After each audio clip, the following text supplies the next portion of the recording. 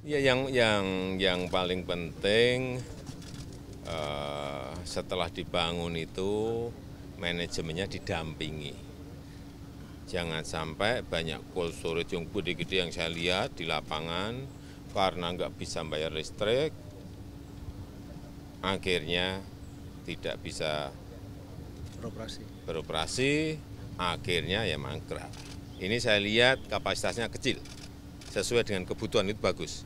Yang pertama. Yang kedua, harga jualnya es yang biasanya sekilo 1.500, yang biasanya sekilo 800, enggak 1.600. yang biasanya sekilo 1.600 sekarang 800. Nah, ini bisa jalan. Artinya koperasinya bisa jalan, nelayannya juga dapat biaya murah.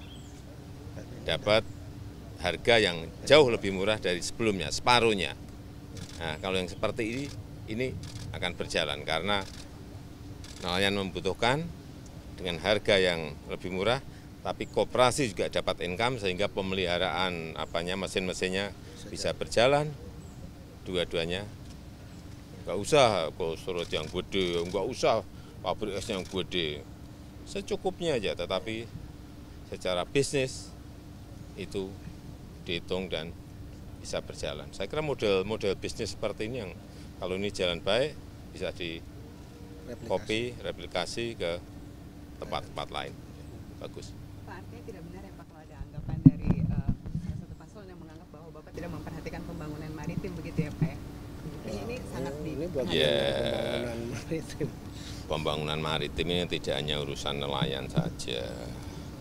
Karena yang namanya sumber daya alam laut kita ini kan bukan hanya urusan ikan, urusan terumbu karang, urusan biota laut, urusan gas di dalam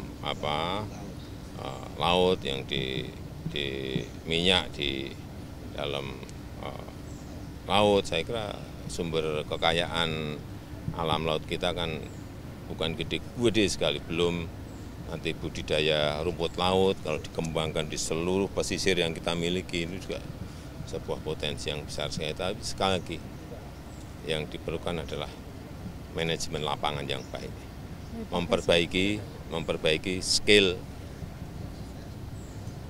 nelayan untuk misalnya rumput laut,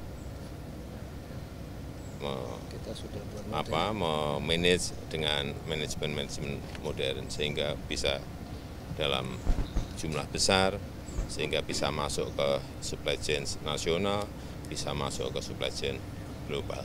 Pak, izin satu lagi di luar info ini boleh ya Pak, tanggapannya tentang Ketua KPK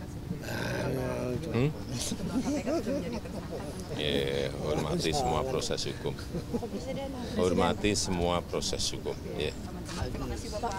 Pak Presiden, ini kan untuk potensi laut di Biak ini kan diprediksi bisa menghasilkan devisa 1 triliun lebih. Ini Pak, tanggapannya silakan Pak.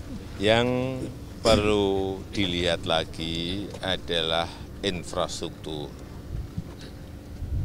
Sehingga infrastruktur logistiknya terutama, sehingga semua hasil-hasil ini secepatnya bisa masuk ke pasar langsung. Sehingga yang diminta oleh Bupati ada penerbangan langsung misalnya ke Jepang, ada penerbangan langsung ke Amerika, ada penerbangan langsung yang Cina, yang itu adalah pasar-pasar tuna Indonesia. Tidak usah lewat tangan kedua, tangan ketiga. Saya kira ini akan bisa memperbaiki harga dan juga kesejahteraan nelayan akan mendapatkan imbasnya. Jadi yang saya lihat itu, jadi membutuhkan